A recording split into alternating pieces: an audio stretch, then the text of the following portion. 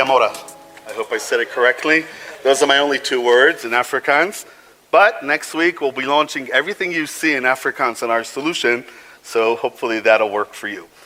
So I'm from Israel, but I'm from the north of Israel, from the Galilee, not far from Nazareth in the Sea of Galilee, where they've been farming for thousands of years. And now, Israel is under a tremendous stress of irrigation. We actually make all the seawater for our drinking water today. So we don't have much irrigation for farming. We have great farmers, but they don't have enough water. So they've developed those things like, drip irrigation and things like that. But now it's time to do much more. So before I start, I'll start with a video, and then we'll talk.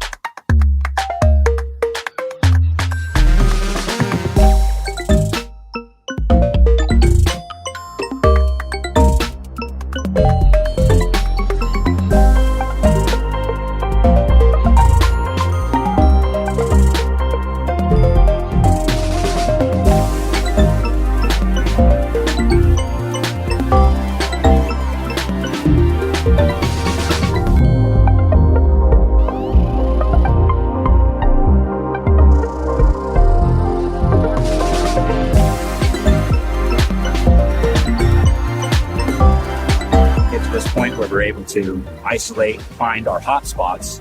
And this field right here is 150 acres. We're able to determine that 20 acres of it are worth treating. Well, that's a substantial cost savings from the perspective of the grower, which is a big deal.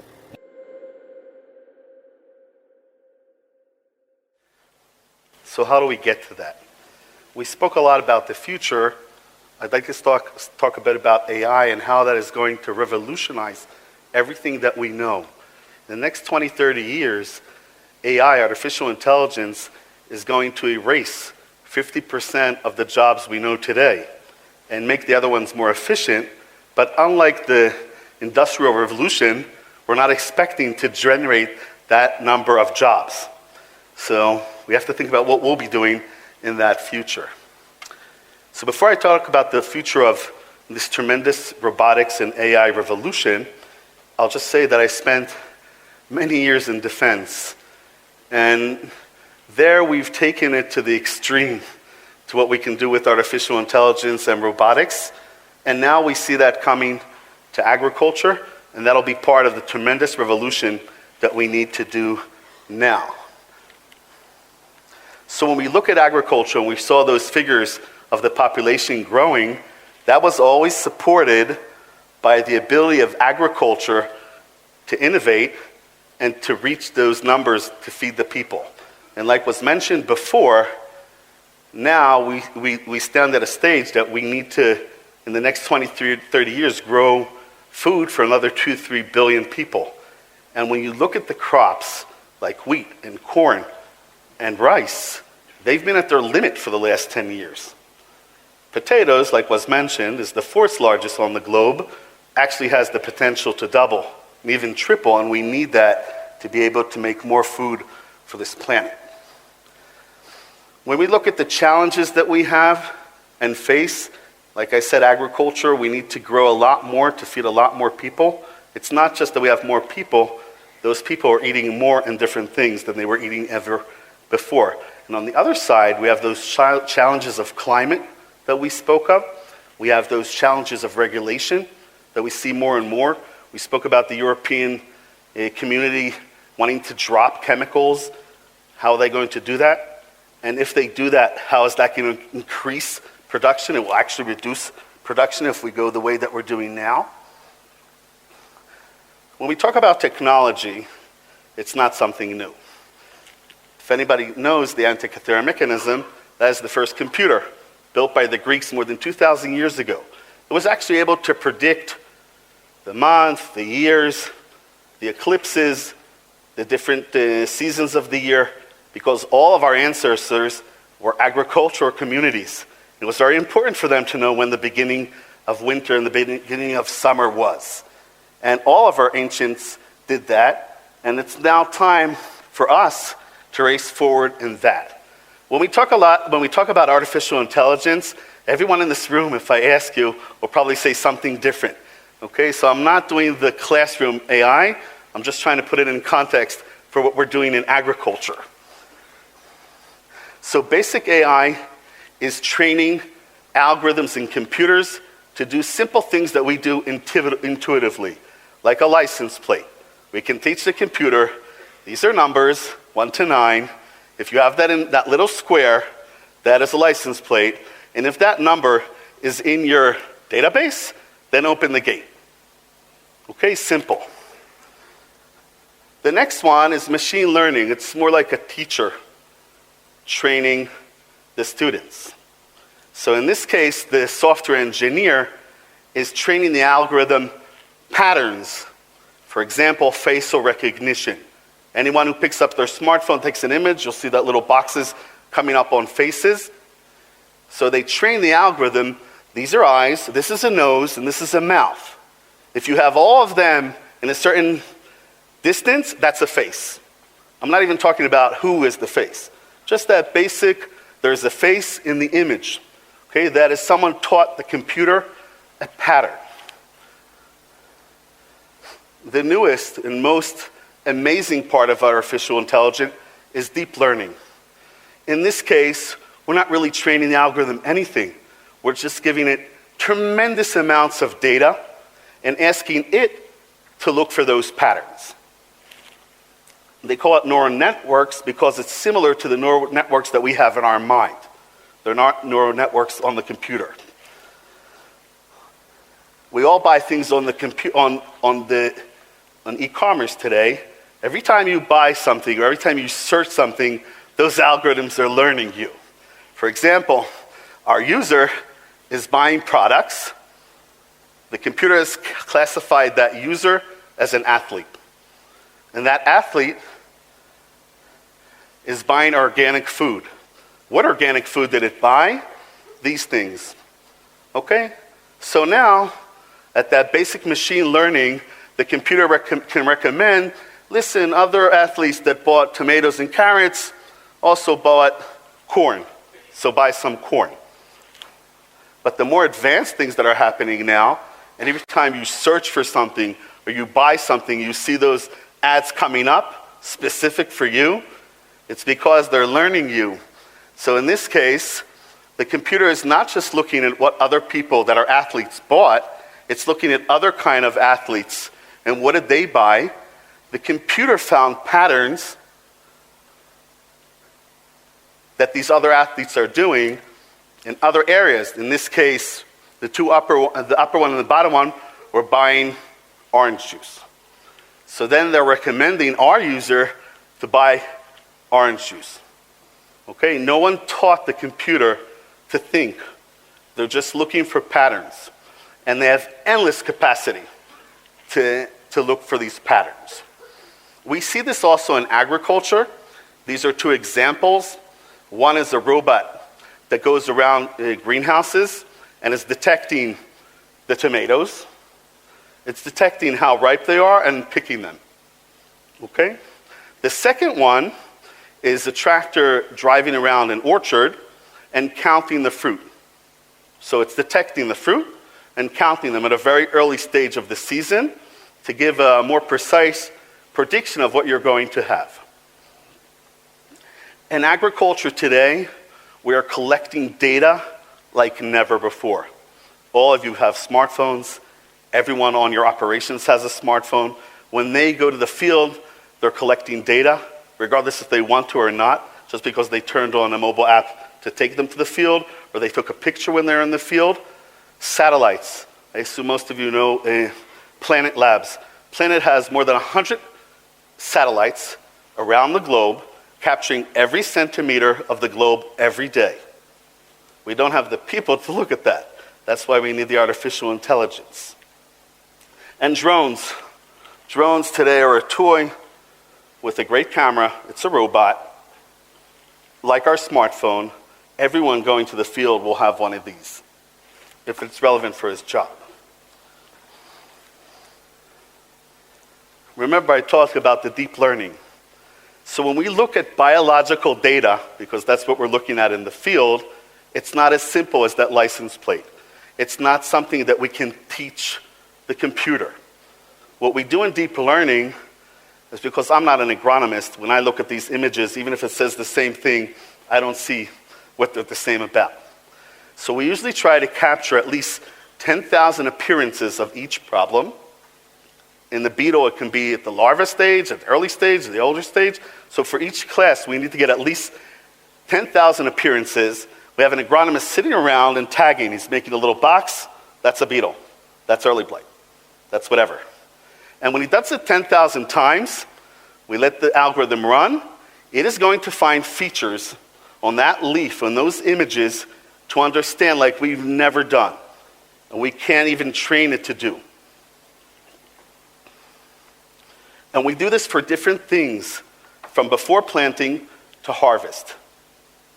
I saw yesterday you have the finest farmers, and I've traveled the world in 7 seas. I've seen potato growers across the globe. You are the finest, or at least on the top, so I don't offend anyone else. Imagine the finest farmer, the finest crop advisor, looking at every plant from when it was planted until it was harvested. What would that impact on that field? Obviously, people can't do that. Computers are stupid, but if we train them to do at least almost what that finest agronomist is doing, or finest farmer is doing, he can do that endlessly. And we have the means to capture that data like never before. Like I said, every one of these images looks different. We don't even know what is the pattern that the algorithm has chosen. Might be multiple things, multiple features. In beetles, we look at different stages. Fortunate for you, you don't have this, but in Europe and in North America, this is a devastating beetle. This you do have, unfortunately. And PBY is hard. In AI, we basically say that if it's something that you could see with your eye, we can train the algorithm to do that. But we need to capture the data. Because you treat your field so nicely, we don't usually have that kind of data. So we actually infect field with problems so we can get enough images of that. So when I'm asked, and I've been asked over the last 2 days, all kinds of problems, if you can see it with your eye, we can train the algorithm to do that. But if we don't have any images of that, the 10,000 appearances, the algorithm is not going to be there. So it might be at first grade. We want to be at 12th grade. So in potatoes, we've been doing this for the last 5 years globally. So we have a lot of data. And even if we don't detect what the disease is, we'll say there's a problem on that leaf. And we're just as good as the best crop advisor, or 3 of them standing next to the plant. And they'll each say something different, and when they send it to the lab, it'll be something else. So we're just as good as that crop advisor or farmer standing next to the plant. Okay? And we're not replacing any of those people. We're empowering them to make earlier and better decisions. Collecting data globally means we capture best practices in potatoes. We do another ton of crops, but we're most fond of potatoes. It means that we've been capturing data on potatoes from around the world for the last 5 years. So we have a lot of data on potatoes, and we've infected fields, like I said, to get problems that we want to train the algorithms. We look at fields like never before. Simply creating an order mosaic, the drone is flying around by itself in the field. It's already centimeter resolution. Just from looking at the stitching of those images, you see there's problems in this field. In this case, they put out a chemical against weed, and you see there's a whole area there on the bottom that wasn't getting that. So the farmer is able to go and fix that. It's all these little things to help the farmer and the crop advisor, anyone on the farm team, through algorithms to see these kind of things. Stand count. Today, I assume most of you go out at some point of this in the field and count in certain areas and try to predict how the field is going to do. we are counting every plant in the field. That means we can be much more precise on the yield prediction, and we can also show problems. You see here in the middle of the gaps, you actually see the irrigation, in this case drip irrigation, is working. This is down in the desert. It might be a problem with the seeds. It might be a problem with the soil. It might be another problem, I don't know. But if you planted and thought you're having 1 million plants just from counting 2 little areas, and then you wonder why it was off at the end of the season, imagine counting the plants at this stage of the whole field and getting 700,000. Then you have a better metrics on how much product you'll have at a very early stage of the season. Canopy coverage, again, in this case you see the field is quite uniform, but canopy coverage is actually different in different parts of the field. Irrigation, fertilizer, soil, all kinds of things like that. Some of them are treatable. In this case it was an irrigation problem.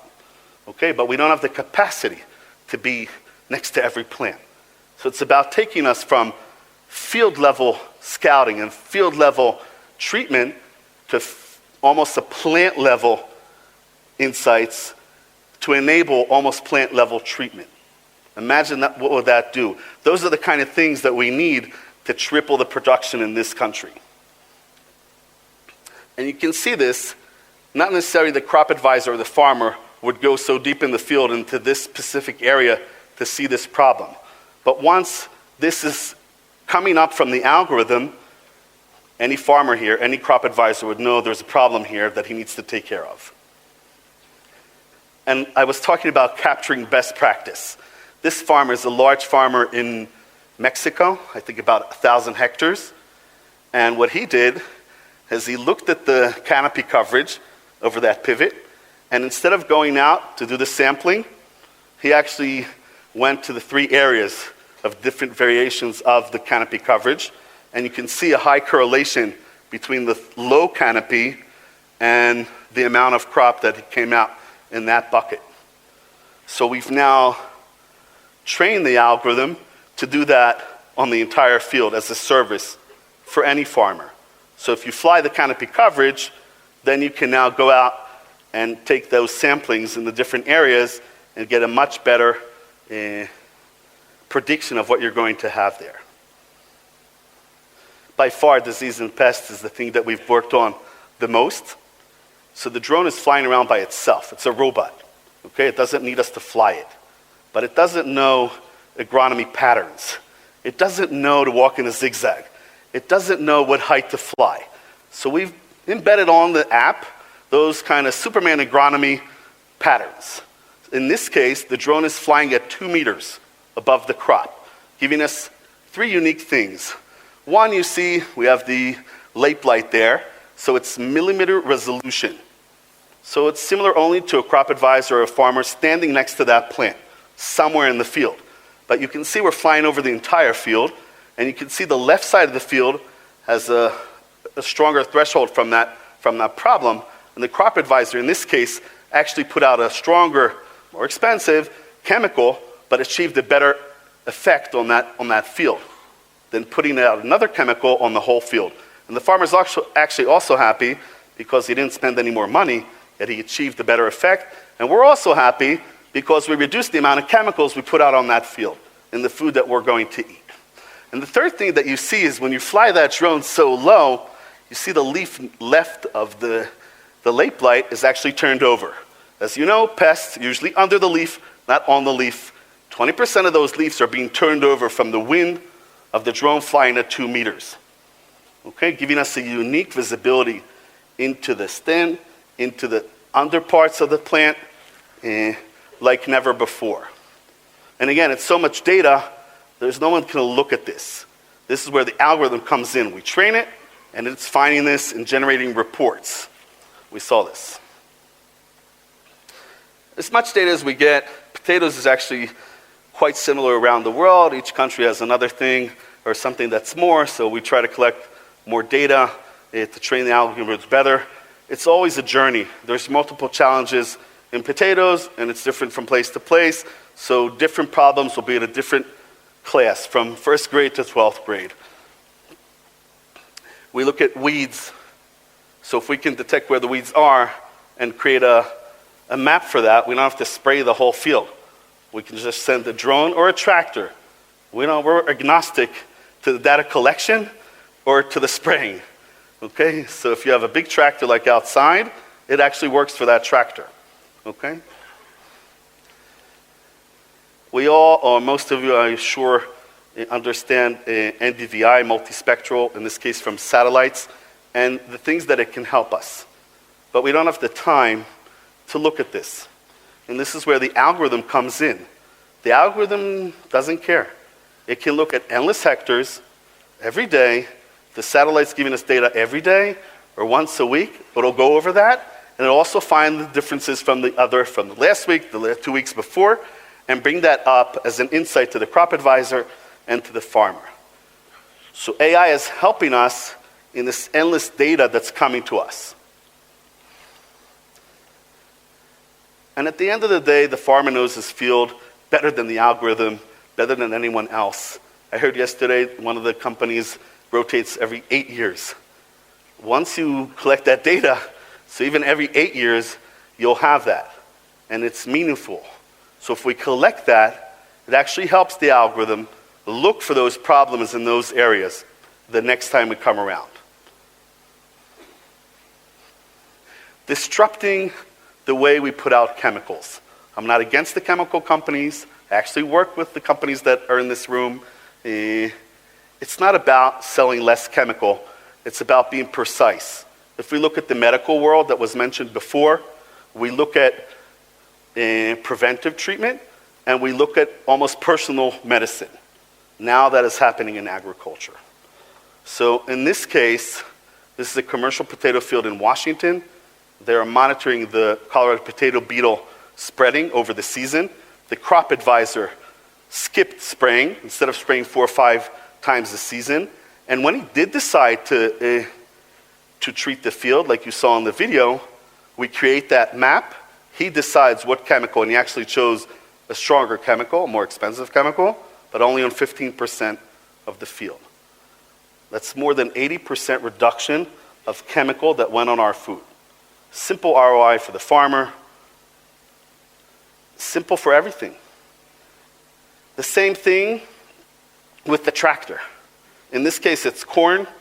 It's not potatoes, I'm sorry.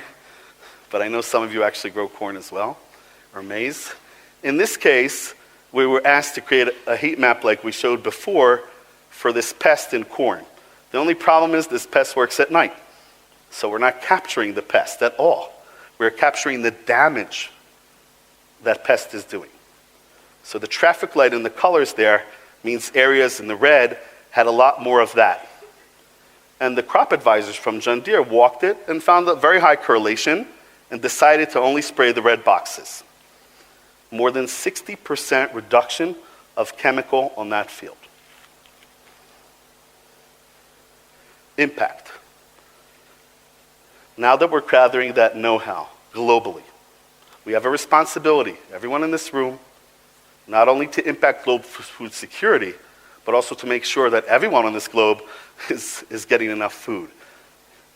And it's about bringing that finest agronomy, finest science, finest chemicals, finest know-how to every hectare, to every plant, to every farmer on the globe. This is a women's farmer organization in the Ivory Coast growing cocoa in the jungle. But they all have smartphones. I don't remember the name that you gave the smartphone, but they all have smartphones and connectivity. So they can be part of this as well. Any farmer, I'd say any farmer in the world pretty much has a smartphone. So everything, I left the smartphone over there, but everything has to come into that smartphone. So when you're standing next to that tree or plant, all those insights that the AI is doing, again, not replacing the farmer or the crop advisor, empowering him in ways that we see in other things in our life now. We talked a lot about sustainability. If we can monitor, and we've shown again and again in potatoes, working with some of the finest processors and farmers around the globe, now also in South Africa, that we reduce inputs by the hectare. Irrigation, fertilizer, chemicals. Simple ROI. increasing yield per hectare, those two things already are carbon. You can measure that. You can get some credit for that as well. And the second thing is what we call cover crops, is if you put out a cover crop over the year, you can get some carbon credit for that. So using that tool that I showed before for the canopy coverage, we're actually monitoring and documenting the cover crop. So now it's potato. After the season, you can put out a cover crop. And if you monitor that once a month, you can get credit for every hectare that you did that. And we don't really look to the carbon market. We look more to the carbon insetting. So the agri-retailer you're working with, the processor you're working with, is happy to credit you and bonus you for those carbon credits, and they're happy to aggregate that into their carbon insetting. We already work globally, and we're language agnostic at the deepest understanding of that. So the farmer can be in South Africa working in English or in Afrikaans or any other 12 languages you have here. The crop advisor can be somewhere else in the world in French. And the processor can be somewhere else in Spain. They can't even talk to each other. But they're all working on the same field, on the same report, and they're actually talking to each other through that report. Okay? So that's an enabler to bring all the things that we spoke about to all those different farmers around the world. As you see, we're now here in South Africa, proud to be here. And now that ASA has validated our technology also on South African soil with South African farmers of potatoes, I'm sure you'll all look into it. We're in the other room. You can come see us there. Summing up, AgroScout is harnessing artificial intelligence to scientifically analyze the things that you do every day when you're in that field. But it's about doing that for every plant, for every hectare, for every minute of the season. We're agnostic to where the data is coming from. If you're already collecting data in any ways, and I spoke to several farmers that already have the drones, the only thing we did is we added that feature that the drone flies around itself. You don't have to fly the drone. And we create those reports and insights to empower the farmer and help the crop advisor make earlier and better decisions. And for the processor and the agro-retailer, it's about their supply chain. At the end of the day, the processor wants to ensure the quality, the quantity, and the timing of the raw material to the factory. It's a factory. Unfortunately for them, it's biological material. It's very hard to predict. That's why I showed some of those prediction things that we do.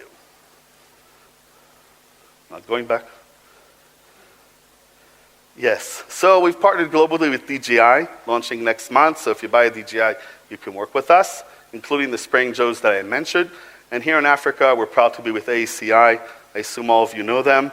And they are here in South Africa and speak all those languages that you speak here. Unfortunately, I don't, but the software will next week. Come see us at the booth. We can do a live demo there as well. And I have one more video for you to sum up the future.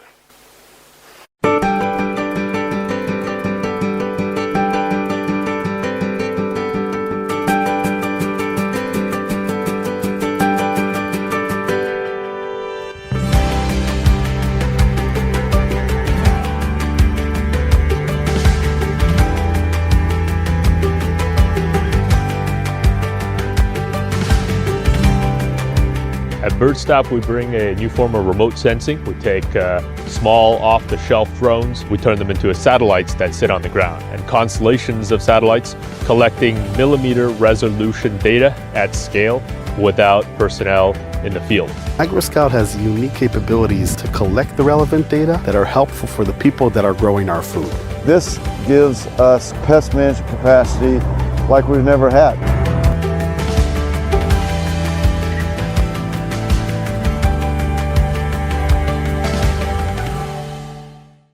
So thank you again. It's been a privilege and honor to be here with you. Thank you, Willie, for bringing me and the Potato Organization South Africa. Looking to be here a lot, and have a great week.